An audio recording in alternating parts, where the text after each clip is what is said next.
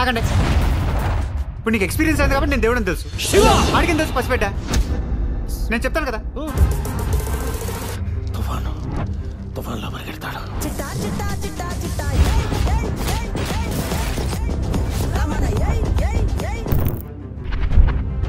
At present Tollywood లో overall గా ఒక 10 మంది బడా హీరోస్ ఉన్నారు. డే 1 వాళ్ళ స్టార్డమ్ తో first day 100 to 200 crores collect చేసే actual stars. Past few years నుండి చూస్తే ఒకరిద్దరు తప్పిస్తే మిగతా వాళ్ళందరూ తరతరాలుగా యుగాలుగా వస్తున్న రాడ్ రొటీన్ రస్ట్ పట్టిన టెంప్లెట్ ని పట్టుకుని వేలాడుతున్నారు. సేమ్ టెంప్లెట్ మూవీస్ చేస్తున్నారు. ఆ ట్రాక్ నుండి బయటకు వచ్చి యూనిక్ సబ్జెక్ట్స్ చూస్ చేసుకునే వాళ్ళు, డిఫరెంట్ కైండ్ ఆఫ్ ఫిల్మ్స్ చేసే వాళ్ళ కౌంట్ ఇండస్ట్రీలో చాలా తక్కువ. కమర్షియల్ మూవీస్ తీసే వాళ్ళ సంఖ్య ఎక్కువ. వై కమర్షియల్ సినిమా అంటే రీజన్ వెరీ సింపుల్, బిజినెస్. ఒక హీరో ఉంటాడు, ఒక విలన్ ఉంటాడు.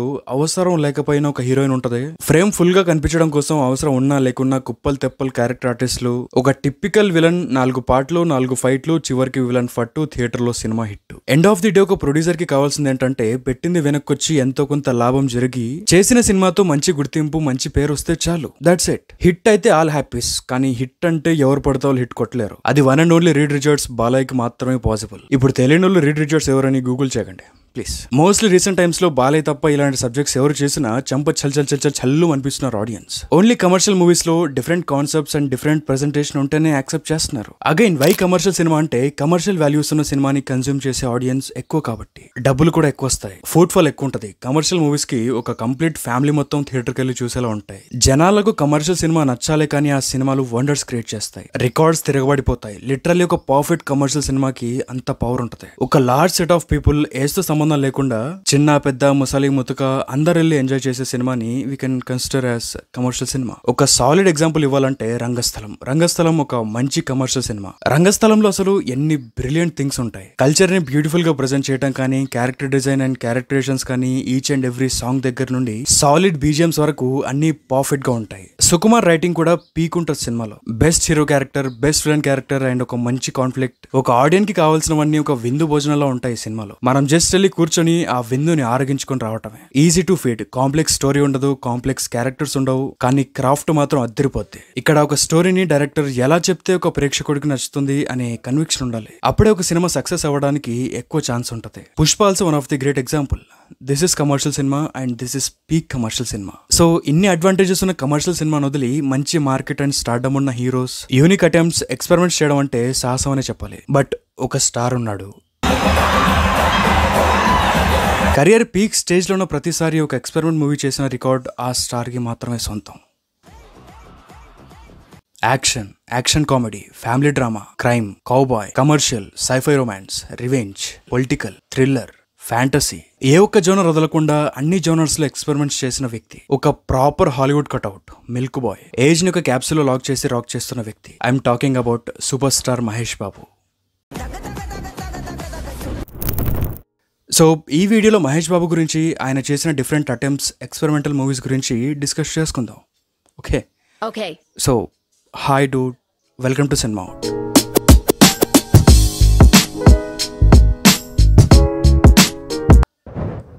బాబు గారికి ఒక అలవాటు ఉంది. ఒక సినిమా షూట్ కంప్లీట్ అయ్యాక లేదా మధ్యలో ఎక్కడైనా కొంచెం గ్యాప్ దొరికినా లాగ్ లేకుండా, లేట్ చేయకుండా ఫ్యామిలీతో కలిసి ఒక ట్రిప్ వేసి వస్తారు. షూట్స్ లో ఎంత బిజీగా ఉన్నా వీలు కుదిరినప్పుడల్లా వీలైనంత ఎక్కువ టైం ఫ్యామిలీతో స్పెండ్ చేసే క్వాలిటీ ఆయన తన ఫాదర్ దగ్గర నుండి అడాప్ట్ చేసుకున్నారు. కృష్ణ గారు ఆయన టైంలో ఏం చేసేవారంటే ఇటు ఫ్యామిలీకి దగ్గరగా అటు షూటింగ్స్ కి ప్రాబ్లం రాకుండా షూట్స్ ని ఊటీ లాంటి ప్లేసెస్ లో ప్లాన్ చేసుకునేవాళ్ళు. ఓ వైపు షూటింగ్స్ అయ్యేవి, ఇంకో వైపు ఫ్యామిలీతో ట్రిప్స్ కూడా అయ్యేవి.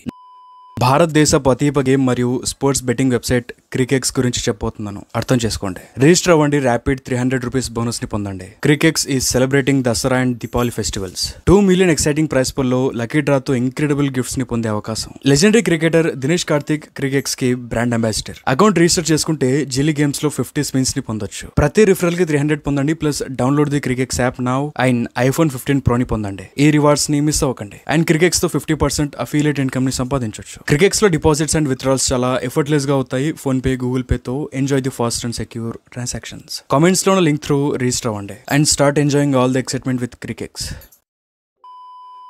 1979 మహేష్ బాబు గారికి అప్పుడు 4 years.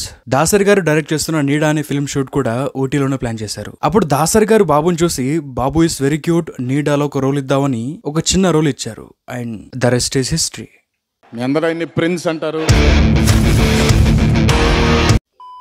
చైల్డ్ ఆర్టిస్ట్ గా పోరాటం, కొడుకుదిద్దిన కాపురం, శంకారావం, బజార్ రౌడీ, ముగ్గురు కొడుకులు, గూఢచారి 117 ఇలా గ్యాప్ దొరికినప్పుడల్లా చైల్డ్ ఆర్టిస్ట్ గా వీలైనన్ని క్యారెక్టర్స్ చేశాడు Babu. Mental of the multiverse madness for the fans ఏంటంటే కొడుకుదిద్దిన కాపురంలో ఆయన డ్యూల్ రోల్ చేశాడు ఆ ఏజ్ లోనే. 1999 చైల్డ్ ఆర్టిస్ట్ గా డెబ్యూ 1979 లో అయినప్పటికీ ప్రాపర్ మెయిన్ లీడ్ క్యారెక్టర్స్ చేయడం స్టార్ట్ చేసింది మాత్రం 1999 లో. ఆయన ఫస్ట్ ఫిల్మ్ రాజకుమారుడు రిలీజ్ అయింది. అంతకుముందు కృష్ణ గారు, కృష్ణవంశీ గారితో ఒక సినిమా ప్లాన్ చేద్దాం అనుకున్నారు, బట్ ఫర్ సమ్ రీజన్స్ కుదరలేదు. కానీ సెకండ్ ఫిల్మ్ మాత్రం నేనే చేస్తా అని కృష్ణవంశీ గారు కృష్ణ గారికి మాట ఇచ్చారు. లాంచింగ్ ఫ్యాక్టరీ అశ్విని దత్ గారు మహేష్ బాబు గారిని లాంచ్ చేశారు. రాజకుమారుడు కమర్షియల్ గా సక్సెస్ అయింది. కానీ దాని తర్వాత కృష్ణవంశీతో చేయాలనుకున్న సెకండ్ ఫిల్మ్ స్టోరీతో కృష్ణ గారి దగ్గరికి వెళ్తే ఆయన ఒక సాలిడ్ స్టేట్మెంట్ ఇచ్చారు. హీ వాజ్ లైక్, బాబుతో నీ స్టోరీస్ ని నువ్వే సెలెక్ట్ చేసుకో. ఒకవేళ స్టోరీ నేను విని అది హిట్ అయితే నెక్స్ట్ నువ్వు మళ్ళీ నా మీద డిపెండ్ అవ్వాల్సి ఉంటుంది. ప్రతిసారి నేనే విని జడ్జ్ చేస్తే నువ్వు నేర్చుకోవడానికి ఏమీ ఉండదు. సో నువ్వే ఓన్ గా విని డెసిషన్ తీసుకో. హిట్ అయితే ఓకే, ఫ్లాప్ అయితే ఆ మిస్టేక్ నుండి నేర్చుకుని ముందుకెళ్ళిపో అని ఇలా ఒక క్లియర్ స్టేట్మెంట్ ఇచ్చారు. అప్పటి నుండి బాబాయ్ తన స్టోరీస్ ని జడ్జ్ చేసి డెసిషన్ తీసుకోవడం స్టార్ట్ చేశాడు. తన చాయిసెస్ కొన్నిసార్లు బ్లాక్ బస్టర్స్ అయ్యాయి, కొన్నిసార్లు ఇండస్ట్రీ హిట్స్ అయ్యాయి, కొన్నిసార్లు టైమ్లెస్ ఎపిక్స్ అయ్యాయి, కొన్నింటిని మనమే చంపేశాం. నెక్స్ట్ ఇమీడియట్ గా సెకండ్ ఫిల్మ్ మురారి చేయాలి, కానీ టెక్నికల్ ప్రాబ్లమ్స్ వల్ల కొంచెం డిలే అయింది ప్రాజెక్ట్. ఈ లోపు బాబు యువరాజు వంశీ చేశాడు. తర్వాత మురారి పడింది. సూపర్ నేషనల్ ఫ్యామిలీ డ్రామా ఒక యూనిక్ పాయింట్ ని తీసుకుని చాలా బాగా ప్రెజెంట్ చేశారు. అండ్ ఈ సినిమాకి 3 నంది అవార్డ్స్ కూడా వచ్చాయి. బాబు తర్వాత చేసిన సినిమా టక్కరి దొంగ. రెగ్యులర్ ట్రోప్స్ ని రోప్స్ లాగా తెంపేసి బాబు ఇష్టంగా ప్యాషన్ తో సెలెక్ట్ చేసుకుని తీసిన సినిమా. ఈ సినిమాలో బ్యూటీ ఏంటంటే ఎంటైర్ మూవీలో ఉన్న స్టంట్స్ అన్నింటినీ బాబు ఓన్ గా పర్ఫామ్ చేశాడు. ఒక్క సింగిల్ షాట్ కి కూడా డూప్ ని వాడలేదు. మొత్తం ఓన్ గా బ్లడ్ పెట్టి పనిచేశాడు. అండ్ సినిమా మొత్తంలో ఒక్క సీజీ షాట్ కూడా ఉండదు. స్క్రీన్ మీద కనిపించేదంతా ప్రాక్టికల్ గా క్రియేట్ చేసి తీశారు. Not one CG shot in that film అండి. అది అలాంటివి impossible to do it today. ఇప్పుడు ఈజీ అయిపోయిందండి. ఇప్పుడు ఏంటి, ఒక గ్రీన్ మ్యాట్ పెట్టేస్తే ఆ న్యాచురల్ ఫీల్ కంటిన్యూ అవుతానే ఉంటది సినిమా మొత్తంలో. It's a different film. ఆ కౌబాయ్ లుక్ మహేష్ బాబుకి పర్ఫెక్ట్ గా ఉంటది. అండ్ ఆ టైం తో కంపేర్ చేస్తే బెస్ట్ టెక్నికల్ వర్క్ ఉంటుంది సినిమాలో. అండ్ సాంగ్స్ మాత్రం బ్రిలియంట్ ఉంటాయి. చిన్నప్పుడు ఆ నలుగురికి నచ్చనిది సాంగ్ విని ఒక రేంజ్ లో వైబ్ అయ్యేవాడిని. నెక్స్ట్ బాబీ తర్వాత ఒక్కడు పడింది. బాబు కెరియర్ లో అప్పటిదాకా అలా వెళ్తున్న ఆయన కెరియర్ గ్రాఫ్ ఒక్కసారిగా జయన్ లేసింది. 9 crores పెట్టి సినిమా తీస్తే 23.1 crores కలెక్ట్ చేసింది. ఒక్కడు అనగానే మైండ్ లో ఒక థీమ్ మ్యూజిక్ ప్లే అవుతుంది.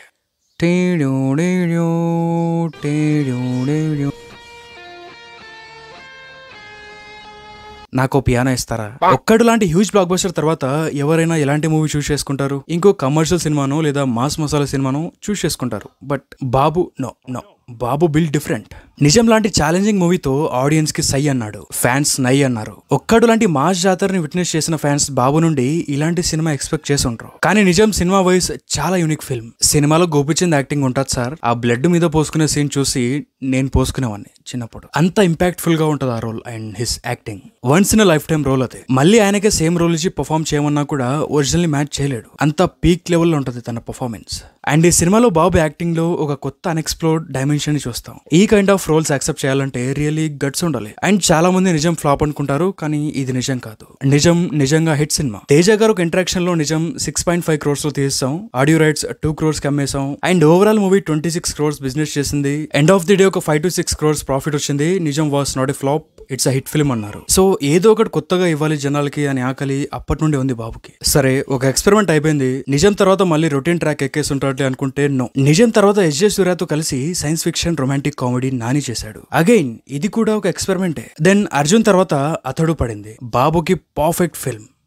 ఆ టైంలో ఆయనకి ఇంపార్టెంట్ ఫిల్మ్ కూడా. ఆ పర్సనాలిటీకి సూట్ అయ్యే film. Trade mark scenes and dialogues కుప్పలు తెప్పలు ఉంటాయి ఈ సినిమాలో. అండ్ అతడు క్రియేట్ చేసిన టెలివిజన్ రికార్డ్స్ గురించి నేను స్పెషల్ గా మెన్షన్ చేయక్కర్లేదు. అతడు తర్వాత పోకిరి పడింది. 200 days ఇండస్ట్రీ హిట్. 2009 వరకు ఆ రికార్డ్ పోకిరి మీదే ఉంది. 2009 లో జక్కన్న మగధీరతో వచ్చి ఆ రికార్డ్ ని బ్రేక్ చేశాడు. అంత పెద్ద హిట్ కొట్టాక బాబు కెరియర్ పీక్ స్టేజ్ లో ఉన్నప్పుడు కూడా ఎక్స్పెరిమెంట్లు వదలలేదు. 2 movies తర్వాత మళ్ళీ ఎక్స్పెరిమెంట్లు. సైనికుడు, అతిథి తర్వాత కలేజా. ఏం చెప్పమంటారు ఈ సినిమా గురించి? ఎంత చెప్పినా తక్కువే. కొంచెం కామెడీ ఎక్కువ, కొంచెం వీక్ అనేవాళ్ళు ముందు. అదెందుకో నచ్చలేదు నాకు. Guruji direction peak, Babu performance peak, Mani Sharma god level BGM peak, comedy peak, action peak, dialogues peak of the peakest. అన్ని పీక్ ఉంటాయి. ఎందుకో బాబు సినిమాల్లో కొన్ని సినిమాలు రిలీజ్ టైం లెక్కలేదు, కానీ అవే ఫ్లాప్ మూవీస్ ఇప్పుడు మాత్రం ఎపిక్స్, టైమ్లెస్ ఎపిక్స్, క్లాసిక్స్. ఒక గుడ్డోడి మీదకి 100 మంది యుద్ధానికి వస్తే వాడు జస్ట్ కంటి చూపుతో వాళ్ళందరినీ చంపేశాడంట. కంటి చూపుతో ఎలా చంపేశాడు? వాడికి కళ్ళే లేవు కదా అంటే, కళ్ళు లేనిది మనకి, మనం కళ్ళుని మాత్రం ఏం చేసాం ఈ సినిమా రిలీజ్ టైంలో? నథింగ్. తర్వాత వరుసగా 3 హిట్స్, దూకుడు, బిజినెస్ మ్యాన్, సీతమ్మ వాకిట్లు, సిరిమల్ల చెట్టు. తర్వాత వచ్చిందయ్యా వన్ నేనొక్కడినే. అసలు ఒక స్టార్ హీరో ఇలాంటి సబ్జెక్ట్ చూస్ చేసుకోవాలంటే గట్స్ ఉండాలి. మళ్ళీ ఒక ఎక్స్పెరిమెంట్, ఆబ్వియస్లీ మళ్ళీ ఇంకో ఫ్లాప్. ఆ టైంలో ఫ్యాన్స్ యాక్సెప్ట్ చేయలేదు. కంటెంట్ వైజ్ సినిమా ఎంత బ్రిలియంట్ గా ఉన్నా సినిమా ఎక్కలేదు జనాలకు ఆ టైంలో. సుకుమార్ గారు ఈ మూవీలో చేసిన మిస్టేక్ ని నెక్స్ట్ మూవీస్ లో చాలా బ్యూటిఫుల్ గా రెక్టిఫై చేసుకున్నారు. మెయిన్ గా ప్రెజెంటేషన్ లో తేడా కొట్టింది. చాలా సింపుల్ గా అర్థమయ్యేలా చెప్పాలి స్టోరీని, కానీ చాలా కాంప్లెక్స్ గా చెప్పారు. దట్స్ వై వన్ నేనొక్కడినే తేడా కొట్టేసింది. ఇది సుకుమార్ గారు కూడా యాక్సెప్ట్ చేశారు ఈ మిస్టేక్ ని. ఫస్ట్ నుండి ఎక్స్పెరిమెంట్స్ చేస్తూ వచ్చిన బాబు మీద అంత ఇంపాక్ట్ ఏం పడలేదు, కానీ వన్ మూవీ మాత్రం భయంకరంగా బెడిసికొట్టింది. ఎంత సాలిడ్ గా దెబ్బేసిందంటే బాబు ఇంకా ఎక్స్పెరిమెంట్స్ వద్దురా బాబు అనుకునేలా ఆడియన్స్ నుండి ఫీడ్బ్యాక్ వచ్చింది. నెక్స్ట్ ఆగడు బాక్స్ ఆఫీస్ దగ్గర ఆగిపోయిన శ్రీమంతుడు మొత్తం బ్యాలెన్స్ చేస్తుంది అనుకునే లోపు బ్రహ్మోత్సవం దెబ్బేసింది. కానీ అయినా కూడా బాబులో ఉన్న ఎక్స్పెరిమెంట్ పురుగు ఇంకా చావలా. మళ్ళీ స్పైడర్ చేశాడు. స్టాలిన్, గజని, తుపాకీ, కత్తి కైండ్ ఆఫ్ మూవీస్ తీసిన మురుగదాస్ తో. బట్ మురుగదాస్ కూడా దెబ్బేశాడు. దెబ్బ మీద దెబ్బ, దెబ్బ మీద దెబ్బ. దున్న మీద పుండుని కాకి పొడుస్తున్నట్టు పొడుస్తున్నారా? ఇంకా బాబుకి రియలైజేషన్ వచ్చేసింది, ఇంకా ఇలాంటి సినిమాలు చేస్తే వర్కౌట్ అవ్వవు, ఫుల్ ఆఫ్ ఫ్యాన్ సర్వీస్ ఉండే పక్కా కమర్షియల్ సినిమాలు చేద్దామని డిసైడ్ అయ్యి అక్కడి నుండి ఫుల్ మాస్ మసాలా సినిమాలు చేయడం స్టార్ట్ చేశాడు. భరత్ అనే నేను, మహర్షి, సరిలేరు నీకెవరు, సర్కార్ వారి పాట, గుంటూరు కారం అన్ని టిపికల్ కమర్షియల్ సినిమాలే. అండ్ జనాలు వాటిని హిట్స్ అండ్ బ్లాక్ బస్టర్స్ చేశారు. ఇప్పటిదాకా ఒక లెక్క, ఇప్పటి నుండి ఒక లెక్క. ఎందుకంటే బాబు రాజమౌళితో సినిమా చేస్తున్నాడు కాబట్టి. నెక్స్ట్ ఒక పాన్ వరల్డ్ సినిమా కుక్ అవుతుంది రాజమౌళి కిచెన్ లో. డెఫినెట్ గా ఆ సినిమా వండర్స్ క్రియేట్ చేస్తుంది. స్లోగా అప్డేట్స్ వస్తే ఆ సినిమా గురించి కూడా మనం మాట్లాడుకుందాం. బట్ ఈ జర్నీలో ఇన్ని ఫ్లాప్స్ వచ్చినా, ఎన్ని హిట్స్ వచ్చినా బాబు చేసిన సినిమా ఫెయిల్ అవ్వచ్చు, కానీ బాబు మాత్రం ఎప్పుడు ఫెయిల్ అవ్వడు. అంతా చేశాక ఒకవేళ సినిమా ఫ్లాప్ అయితే అది నా మిస్టేక్ అనుకుంటాడు తప్ప డైరెక్టర్స్ చాయిస్ అని అదర్స్ ని బ్లేమ్ చేయడు. ఇది చాలా great quality actually. This shows his character. As a person గా కూడా తను ఎప్పుడూ సక్సెస్ అయ్యాడు. విలేజెస్ ని దత్తా తీసుకోవడం, 1000+ హార్ట్ సర్జరీస్ చేయించడం, చిల్డ్రన్స్ ఎడ్యుకేషన్ లో హెల్ప్ చేయడం, prince for a reason. So that's it. వీడియోని ఇక్కడ వరకు చూసారంటే you are my true cinema audience. వీడియోపై మీ థాట్స్ ఏంటో కామెంట్ చేయండి. And see you in my next video. Till then enjoy your next moment. Thank you. Thanks for watching this video and bye.